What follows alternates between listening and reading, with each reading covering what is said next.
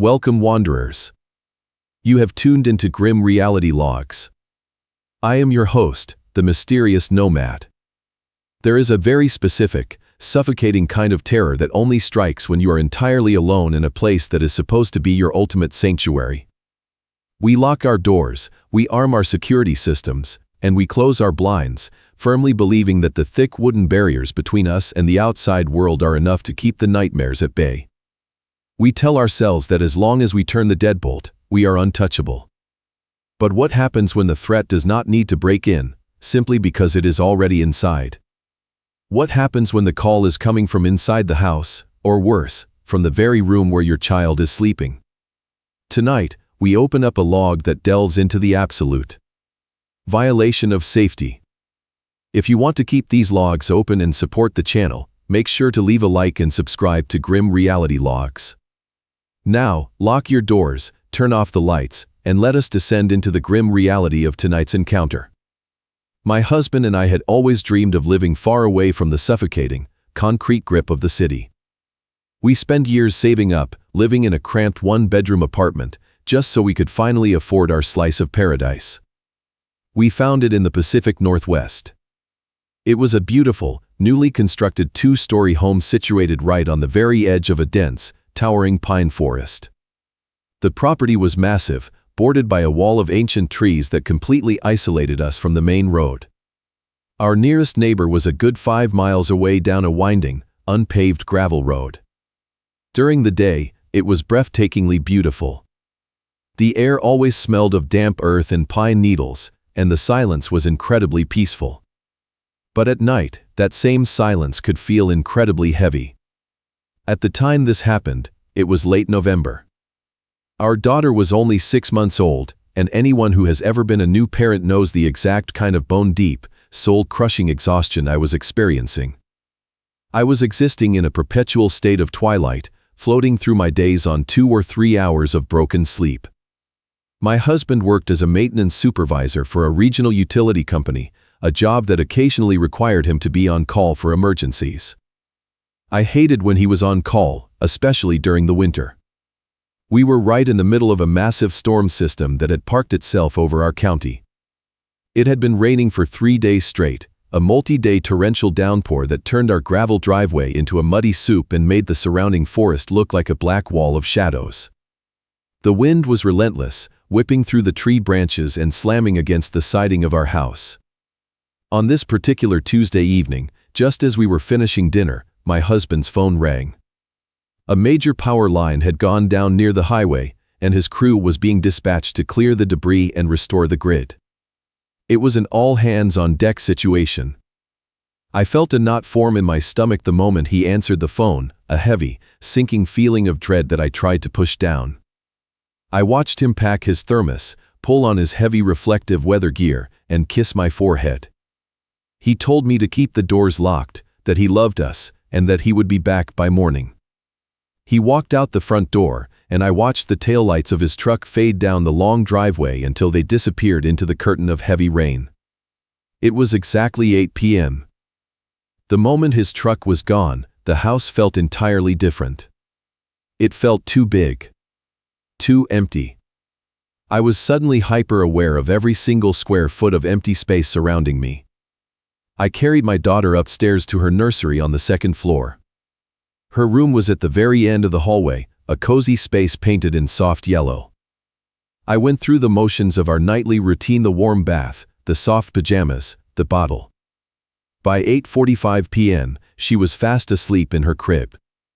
I turned on her white noise machine, clicked on the high-end 2-way baby monitor camera mounted on the wall above her crib, and quietly pulled her doors shut until it clicked. I walked back downstairs, clutching the parent unit of the baby monitor like a lifeline.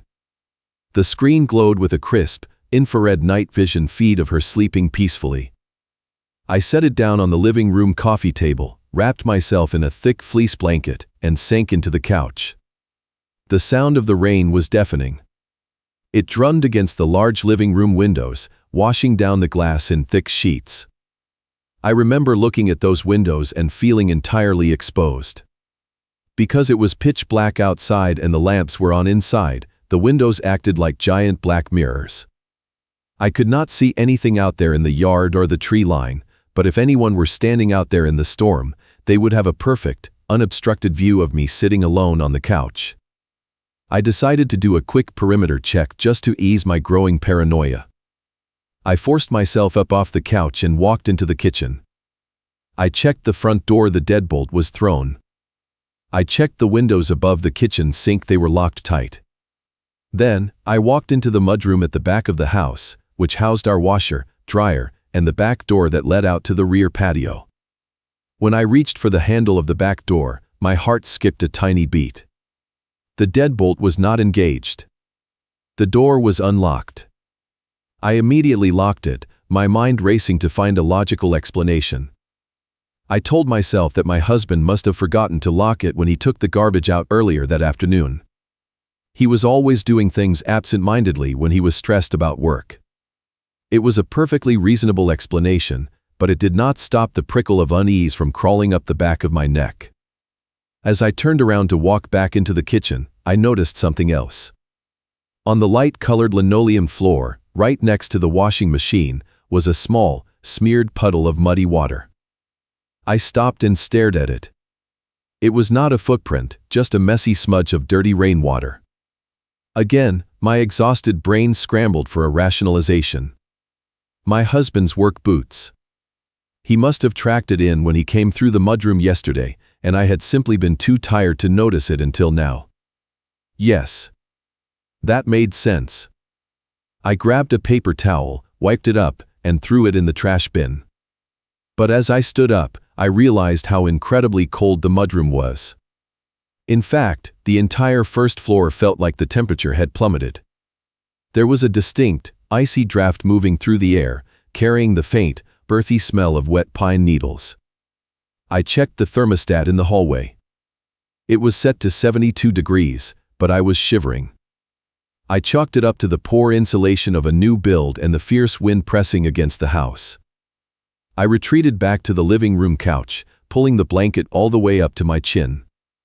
I turned my attention back to the glowing screen of the baby monitor. The green audio level lights were flat, indicating silence in the nursery. The white noise machine hummed softly through the speaker, a steady, rhythmic static that was supposed to be soothing. I told myself I was being ridiculous. I was letting the isolation, the storm, and the sleep deprivation play tricks on my nerves. I was safe. The doors were locked. The baby was sleeping. I closed my eyes, letting the sound of the rain and the white noise wash over me, hoping to catch at least a solid hour of rest before the next feeding. I must have drifted off into that shallow, anxious state of semi-consciousness that only new parents truly understand. It is not real sleep. Your body is paralyzed with exhaustion, but your brain remains tethered to the waking world, keeping one ear perpetually trained on the nursery. The sound of the torrential rain beating against the siding of the house had become a steady, hypnotic rhythm. I did not know exactly how long I was out, but I know the exact moment the atmosphere in the room changed. My eyes fluttered open. I glanced at the digital clock on the cable box across the room. The glowing green numbers read exactly 11:30 p.m. The living room was cast in deep, shifting shadows from the single low-wattage lamp I had left on. Everything was exactly as I had left it. The thick fleece blanket was still pulled up to my chin. But something had pulled me out of my light sleep. I turned my head and looked at the coffee table. The baby monitor was still glowing, the infrared camera displaying the gray and white image of my daughter sleeping in her crib. The green audio level lights on the side of the parent unit, however, were no longer flat. They were flickering, pulsing upwards in a rhythmic, jagged pattern. I sat up slowly, shedding the blanket. I leaned closer to the monitor and pressed the device against my ear, straining to listen over the sound of the rain outside. The continuous, soothing static of the white noise machine was still there, but beneath it, cutting through the frequency, was a strange, rhythmic interference. It sounded like thick, heavy static, followed by a faint, muffled thud. Thud. A few seconds of static. Thud.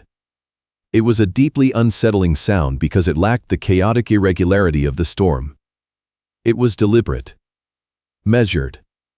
I watched the screen intensely, looking for any movement in the crib, but my daughter was perfectly still, her chest rising and falling in deep sleep. Then, the audio shifted again. The thud stopped, replaced by a sound that made the fine hairs on my arms stand on end. It was a slow, distinct, dragging sound. It sounded exactly like the friction of something heavy sliding across the hardwood floor of the upstairs hallway, right outside the nursery door. A scrape. A long pause. Another scrape. It was so close to the camera's microphone that I could hear the subtle vibrations of the floorboards. My heart began to hammer against my ribs. The isolation of the house suddenly felt less like a sanctuary and more like a trap. I stared at the monitor, my breath caught in my throat, waiting for the nursery door to swing open on the screen. I waited for a shadow to cross the threshold. But the door remained shut. The dragging sound slowly faded away, replaced once again by the unbroken hum of the white noise machine. I desperately needed a rational explanation. My sleep-deprived brain immediately began building defenses against the rising panic. It was just the house settling. New construction always settles, especially during extreme temperature drops and high winds. The wooden frame groans and shifts, echoing through the empty hallways. Or perhaps it was radio interference. The baby monitor was a digital model, but the manual had mentioned that severe storms or large radio towers could occasionally cause audio anomalies. Maybe it was picking up the distant frequency of a trucker on the highway miles away, distorted and warped by the heavy rain. I convinced myself I was being a paranoid, hysterical new mother. But the adrenaline was already in my bloodstream. I could not just sit there in the dark. I needed to move. I left the monitor on the coffee table and began another perimeter check of the first floor.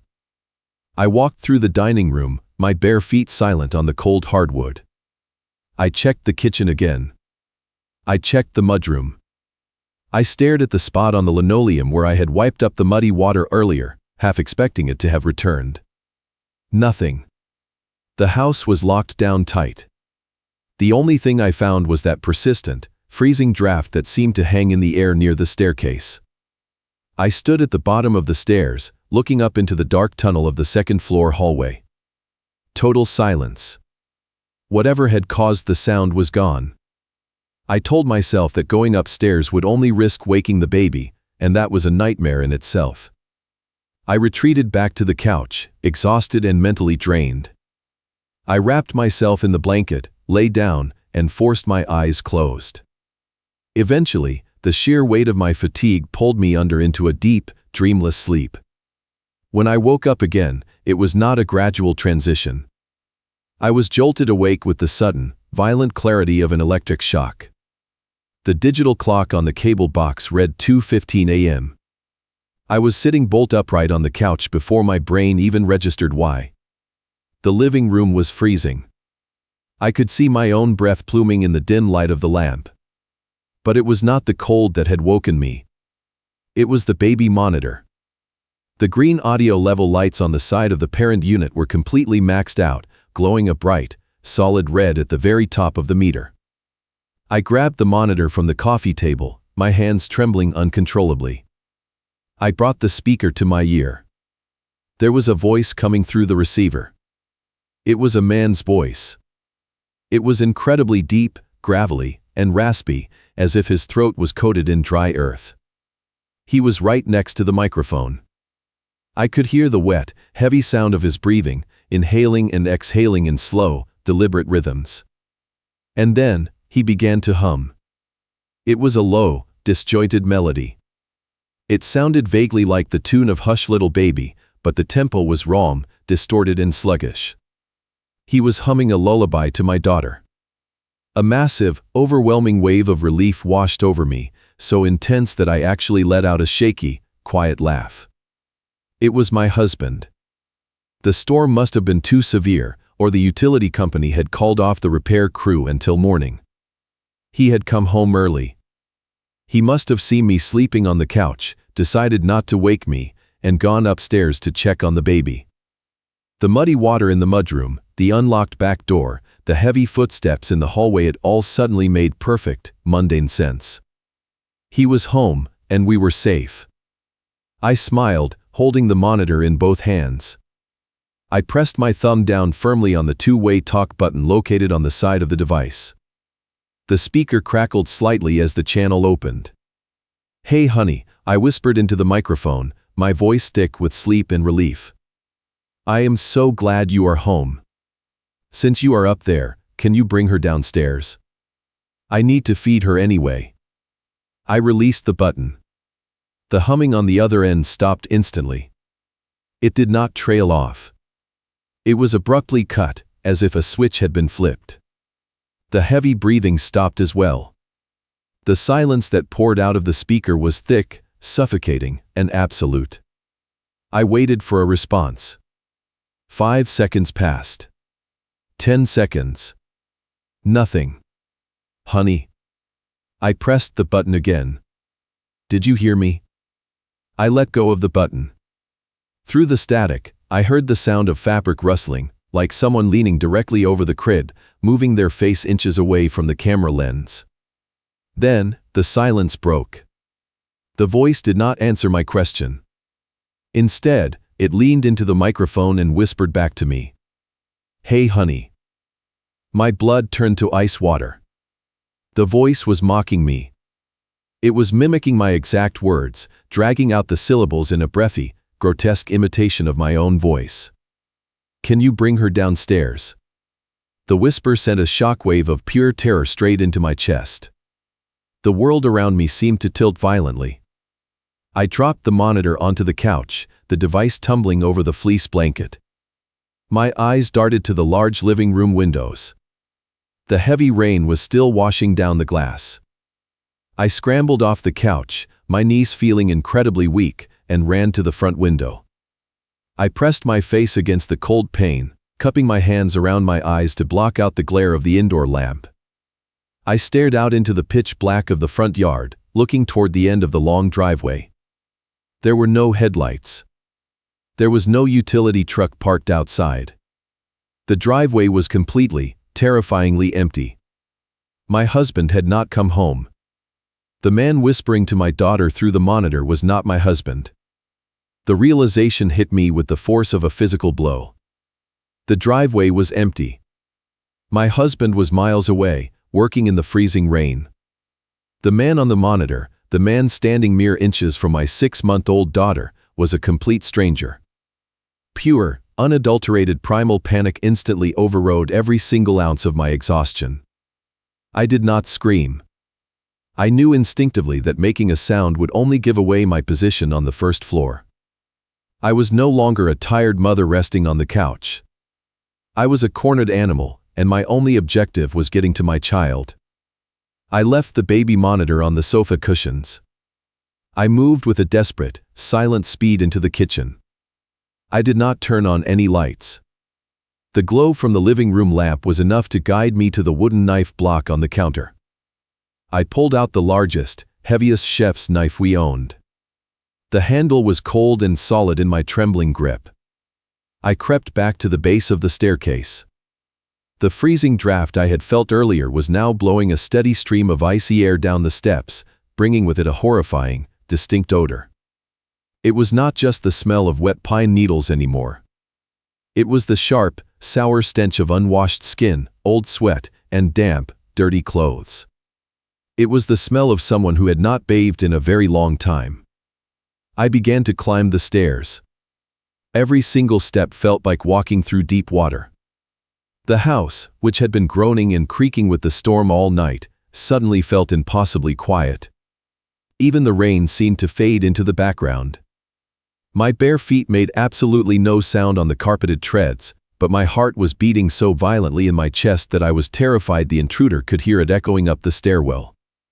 I held the heavy chef's knife out in front of me, the blade catching faint glints of light from the downstairs lamp. When I reached the second-floor landing, I pressed my back tightly against the wall.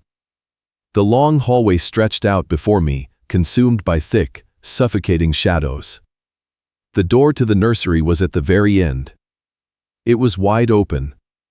I had firmly shut that door before I went downstairs. Now, it was gaping open like a black mouth.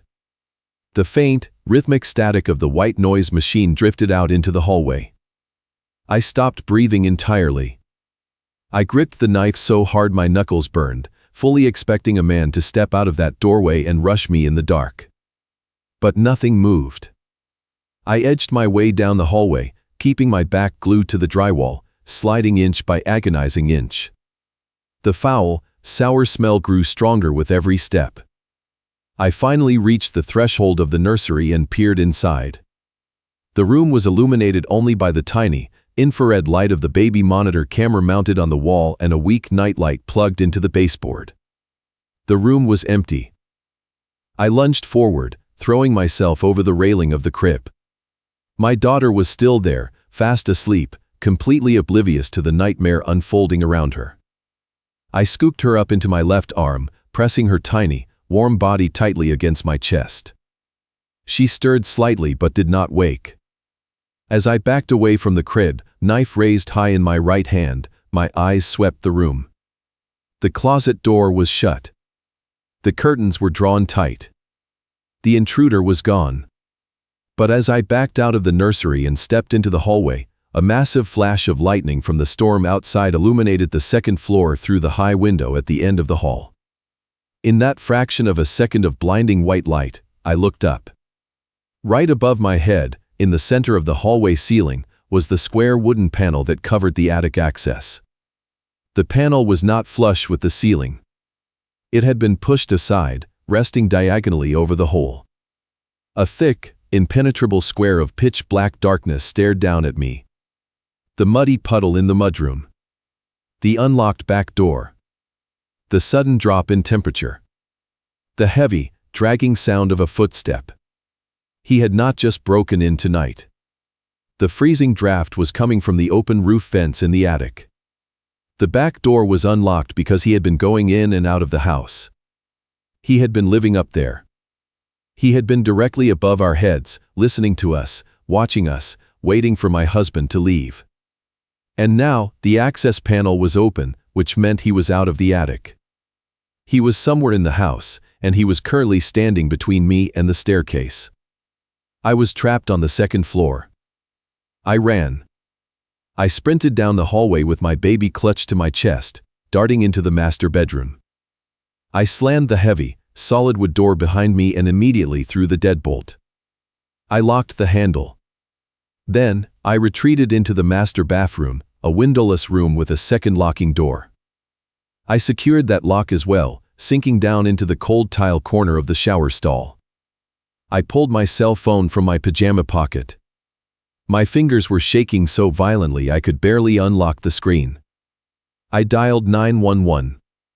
I pressed the phone tightly to my ear, wrapping my other arm protectively around my daughter, praying she would not start crying.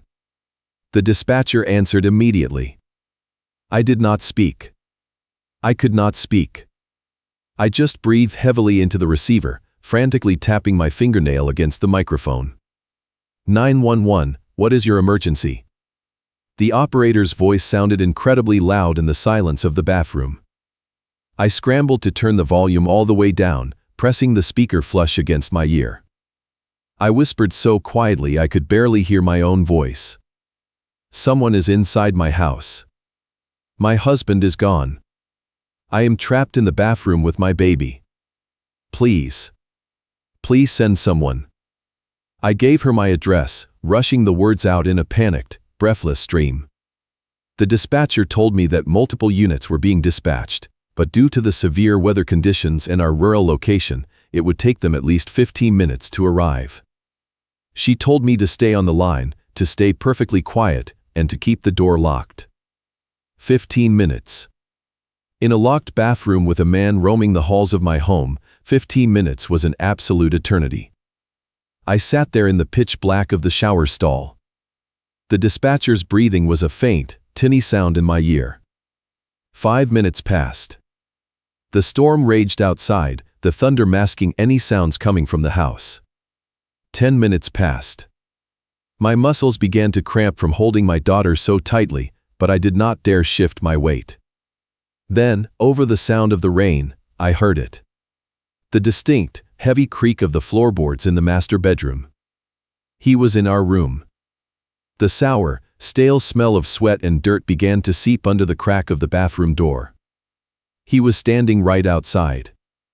I squeezed my eyes shut, silently begging the universe to keep my baby asleep. A moment later, the brass doorknob of the bathroom began to turn. It did not rattle. It was a slow, deliberate twist. The knob turned until it hit the resistance of the lock. There was a long, agonizing pause.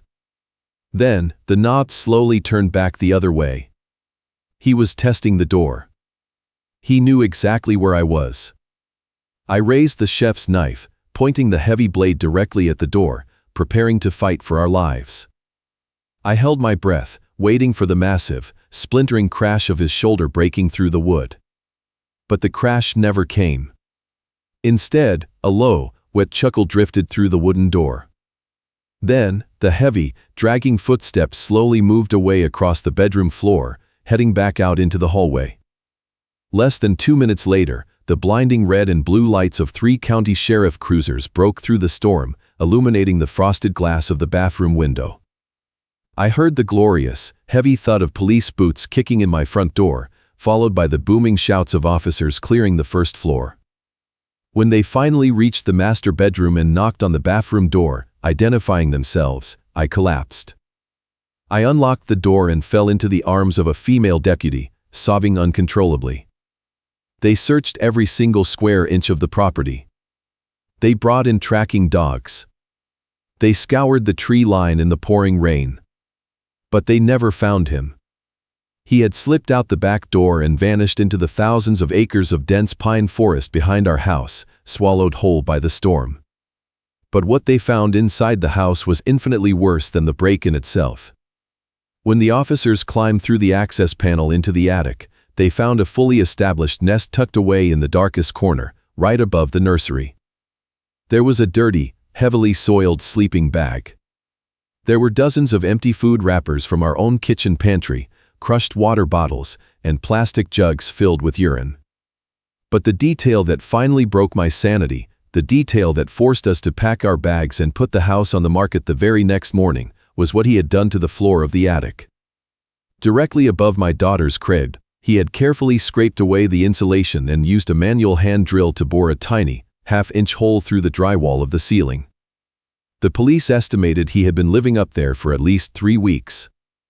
For almost a month, while my husband was at work, while I was feeding my baby, while I was walking around in the middle of the night, this man had been lying on his stomach in the dark, staring down at us through that tiny hole, learning our routines, listening to our conversations, and waiting for the perfect opportunity to climb down. The true horror of this world is not ghosts or demons or monsters hiding under the bed. The true horror is the grim reality that the walls we build to protect ourselves are nothing more than a fragile illusion. We assume that because a door is locked, the danger is kept outside. But sometimes, the danger simply waits for you to go to sleep, safe in the knowledge that it already holds the keys to your sanctuary. If you want to keep these logs open, leave a like and subscribe to Grim Reality Logs. Let me know in the comments which story kept you up tonight. Stay safe.